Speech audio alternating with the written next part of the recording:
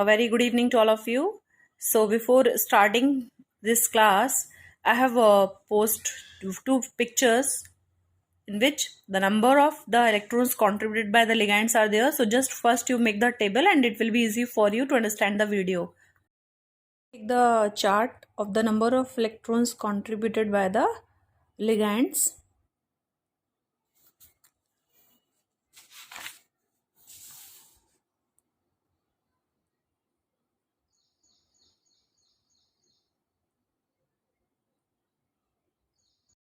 Hello students, myself Mahima Laharia.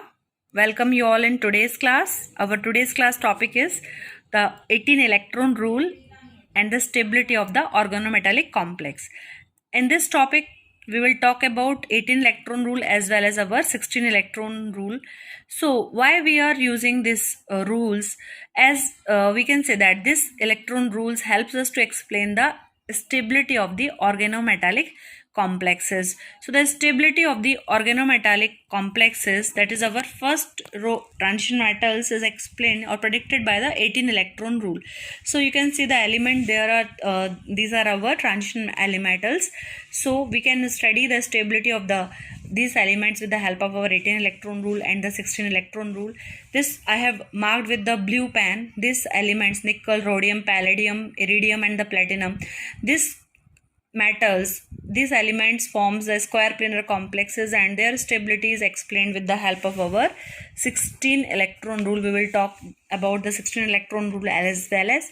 So according to the 18 electron rule, I hope you remember in your BSc or in your when your PU start na, so we are saying there should be the 18 electron when an outermost shell, so that they can have the stable electronic configuration like our. If we talk about our D transition series, so the configuration is, outermost configuration is ns2 n-1 d10 np6. If we see here, so this is our 2 electron, this is 10 and 6, the total is 18.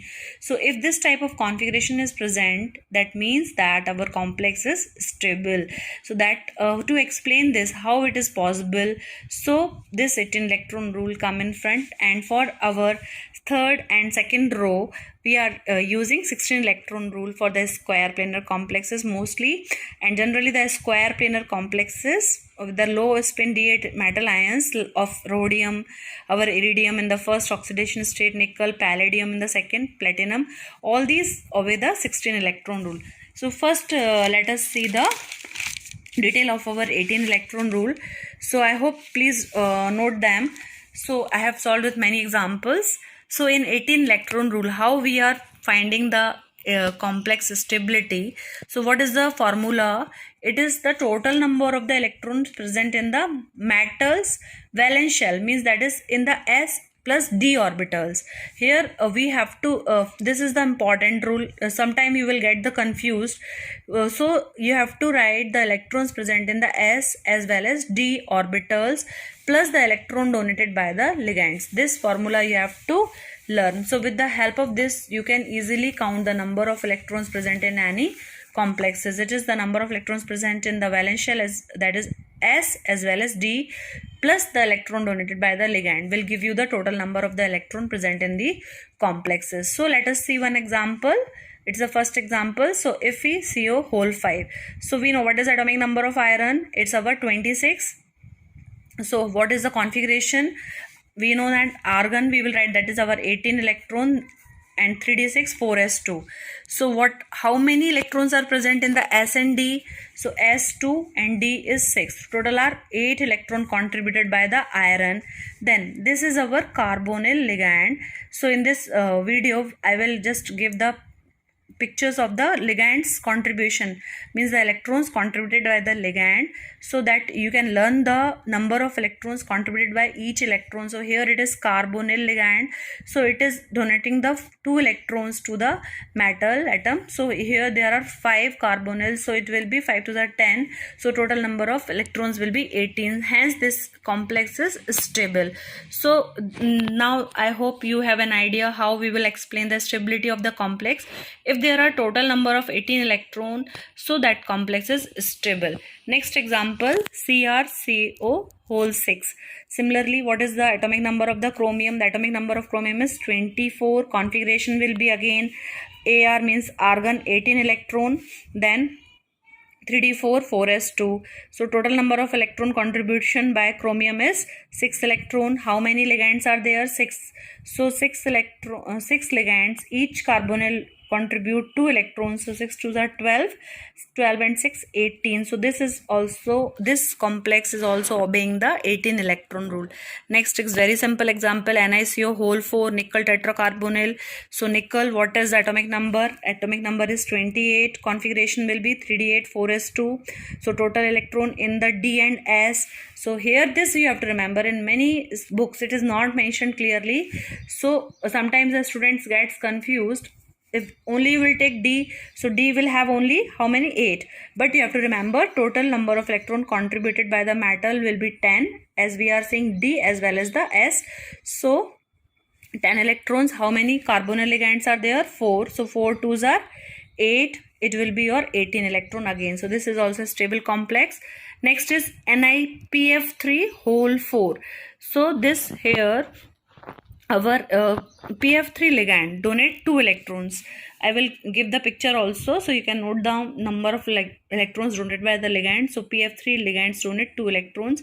So nickel, atomic number is 28, configuration is 3d8 4s2. First you have to write argon. It is understood as you are in MSc, so I hope it's very easy for you to know the number of electrons or outer shell configuration.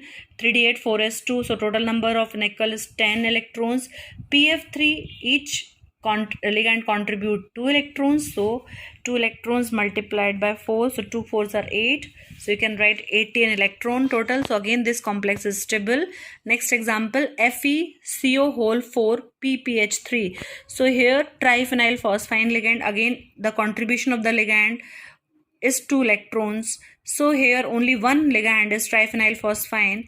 So you can see iron, the atomic number of iron we have discussed here. The atomic number of iron is 26. It will contribute 8 electron. So 8 electron from iron.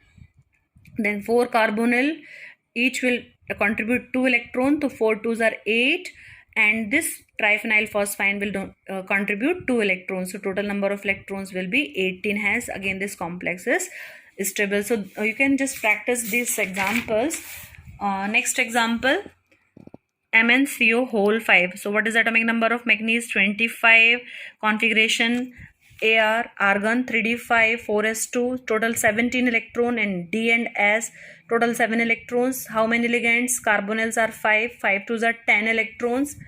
If you want to write, it's understood. And what is the charge on the complex? It's -1.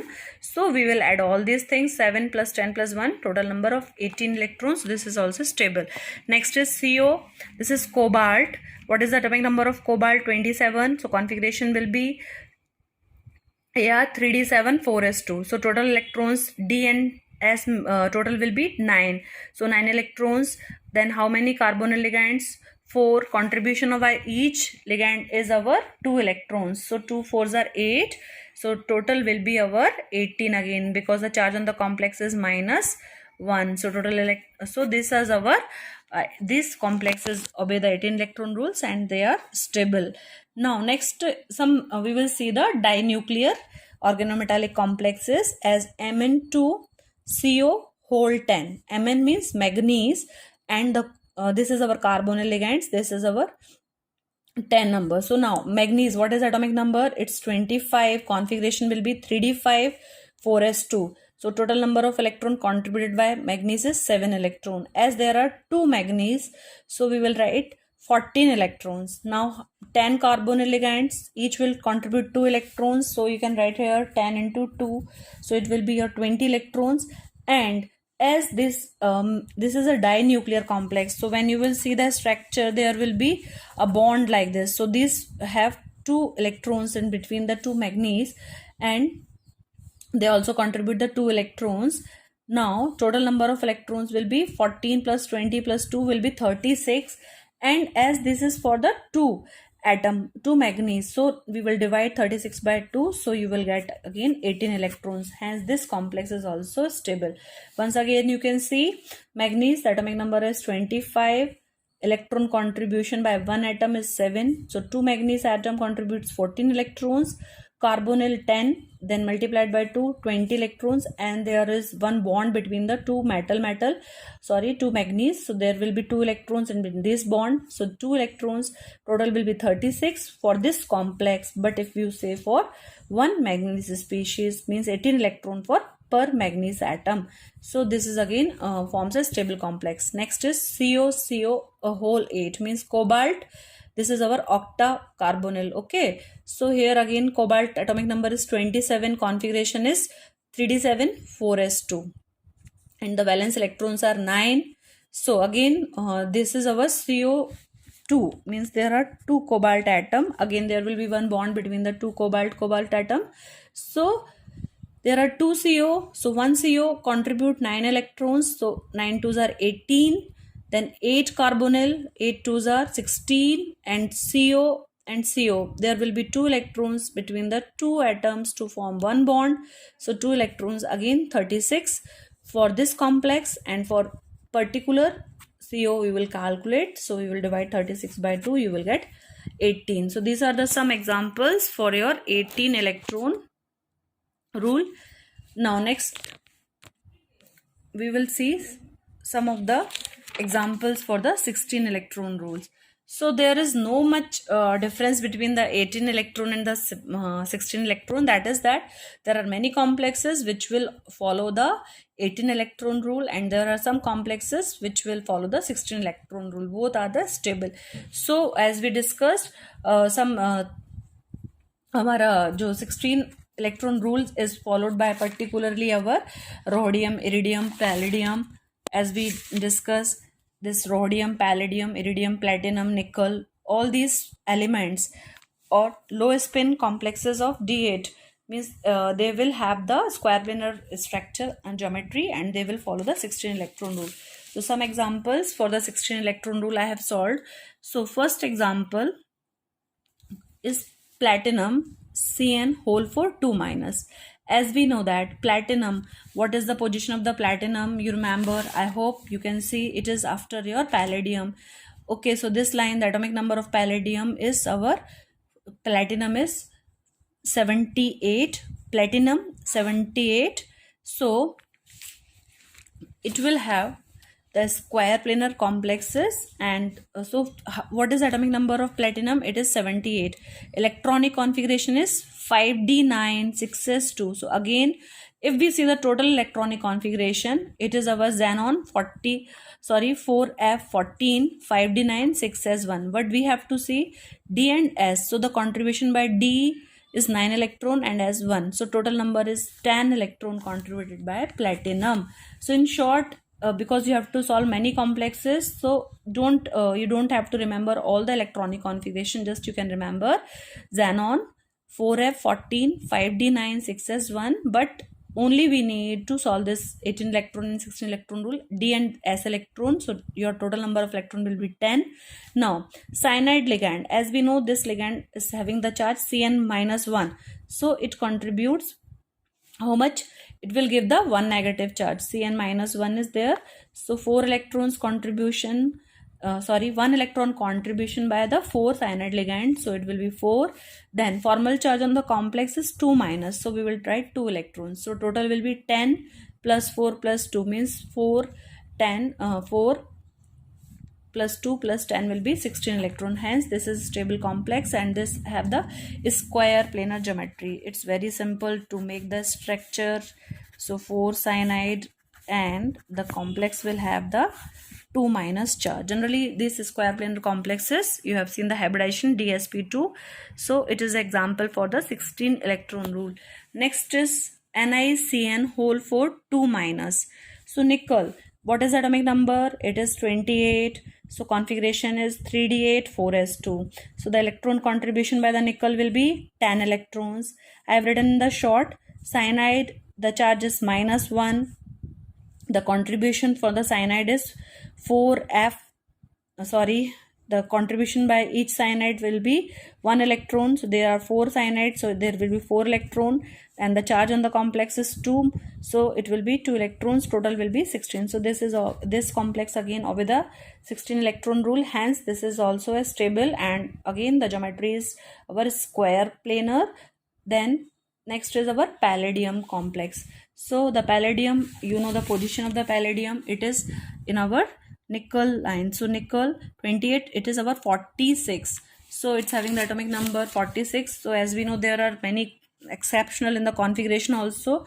So the electronic configuration of the palladium is our krypton 4d10. It's we know krypton atomic number is 36, and directly there is no electrons in the in the s, so we will just take the configuration as our 4d10. So as it is 4d10, so the electron contribution by the palladium is our 10 electrons. As we know that the chlorine is having the charge -1, so 4 chlorine, how much they will contribute? 1 electron each. So 4 chlorine will contribute 4 electron. So the charge on the complex is given 2 minus, so it will be 2. So 10 plus 4 plus 2 is 16 electrons. So hence this complex is also having the 16 electron, with the 16 electron rule. I hope the examples are easy.